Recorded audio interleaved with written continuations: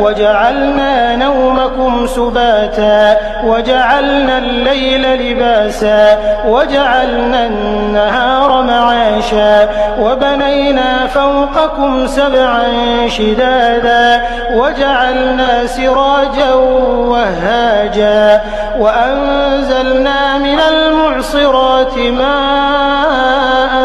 ثجاجا لنخرج به حبا ونباتا وجنات ألفافا إن يوم الفصل كان ميقاتا يوم ينفخ في الصور فتأتون أفواجا وفتحت السماء فكانت أبوابا وسيرت الجبال فكانت سرابا إن جهنم كانت مرصادا للطاغين مآبا